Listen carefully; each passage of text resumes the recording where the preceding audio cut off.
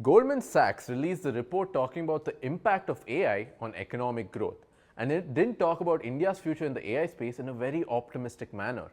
It stated that globally, 2/3 of occupations can be partially automated by AI, things like administration, legal, etc., professions with very little physical exposure.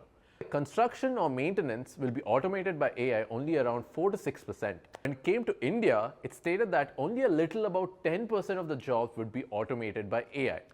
Did this surprise you? Because it surprised me for sure. Because when I turn on the news, this is all I've been seeing. CBSE is introducing AI into the curriculum of classes 6 and 8. The Supreme Court of India is using AI tools to translate oral proceedings. Finance Minister Nirmala Sitharaman said at the Union Budget in 2019 that the government would offer skill-based training in AI, big data, robotics for 10 million Indian youths. The Ministry of Defence and DRDO have already set up AI centers for excellence at multiple facilities for research, development, and for the use of AI in the Indian Army. There is so much happening in India to get ahead in AI technology, both in the government and the private sectors. $1.7 billion worth of VC funding went into AI-based Indian startups in 2020, and in 2022, it jumped to a whopping $5.2 billion. India ranks 5th in the countries with most AI investments. India is out there with all the developed nations of the world competing in the race for AI supremacy, and in only 5 years, you will be living in a completely different nation. What is the Goldman Sachs report talking about then? We'll get back to it at the end. In 2019, Prime Minister Narendra Modi announced that by 2024, there'll be 25 AI-based products operational in the Indian Army. It's 2023 right now, and guess what? There's already 40 AI-based products currently in operations and 30 more in development. There are multiple dedicated AI research facilities like DIPA, CAIR, DRDO YSL, and WARDEC that are currently up and running. Take WARDEC for example. It's a facility that uses AI and VR to train soldiers in battle-like scenarios via simulation games. Yes, this is actually happening in India.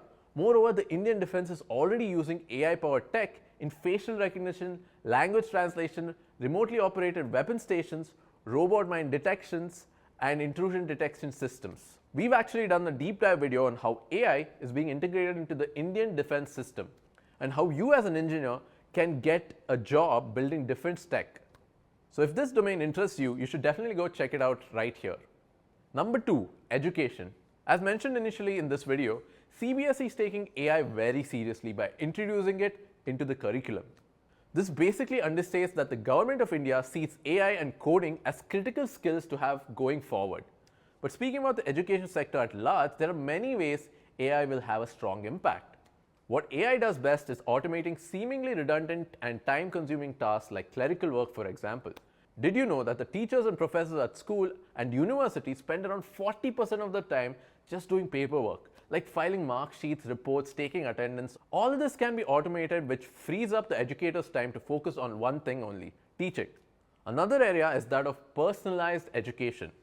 An AI tool can track a student's learning process and alert well in advance if the student has some kind of learning disability like dyslexia and alert the teacher.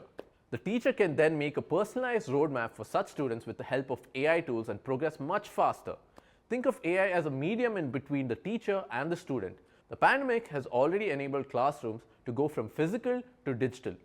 And in digital learning, students access their materials via a learning management system or an LMS. According to Business Today, 47% of the LMS platforms are expected to be AI enabled, meaning better feedback, access to content for students, and better time management for teachers. The current traditional teaching methodology, which is one size fits all, will be disrupted, and every student will get a personalized education powered by AI according to their needs and pace. Now remember the Goldman Sachs report talking about how only 10% of the jobs in India will be automated by AI? One of the reasons why they put it across like this is because the report assumes that AI will not impact agricultural sectors in developing nations. What an assumption to make. India has around 45% of its workforce in agriculture.